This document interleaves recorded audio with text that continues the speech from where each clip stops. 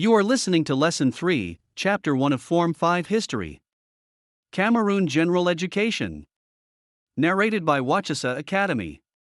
Benefits but shortcomings of Ahidjo's rule. 1. Political.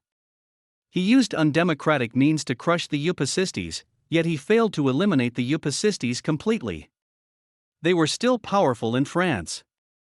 The highly centralized system created a lot of inefficiency in the civil service, especially at the level of provinces.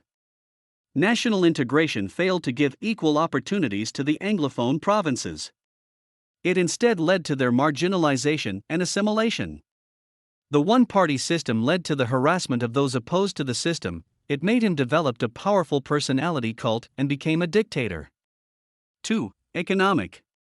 He failed to achieve agricultural self-sufficiency. The government imported a lot of rice, flour. Most of the industries were owned or managed by the European expatriates, which led to capital flight, high-cost production, and high prices for locally produced goods from neighboring Nigeria. The development of roads concentrated mainly in the urban areas. The rural areas were inaccessible, especially during the rainy seasons. Job opportunities could not be available to all job seekers. 3. Social. Illiteracy reduced mostly in the urban areas. It was still high in most of the rural areas and in northern Cameroon. The improvement of health standards did not produce impressive results despite heavy government expenditure.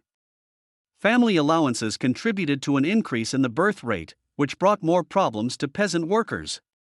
He improved transport infrastructures, but movement usually slowed down because of constant check by forces of law and order.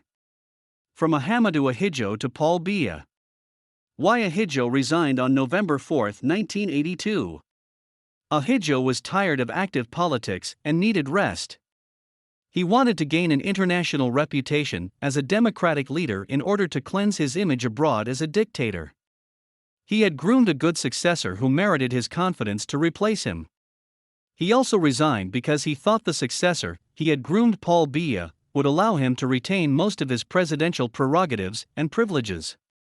Ahidjo had already issued decrees protecting his family and assuming himself privileges after resignation. He had made very good retirement benefit provisions, allowances, etc. He had already given compensation to his close friends and relatives. His close friend Charles Assail had been appointed roving ambassador. Several French doctors had advised Ahidjo that he was ill and needed rest. Ahidjo did not wish to quit power under bloody circumstances like neighboring Chad and Nigeria. Ahidjo's resignation was somehow influenced by his poor relationship with the new socialist president of France, François Mitterrand, whom he campaigned against in the French presidential elections of 1981.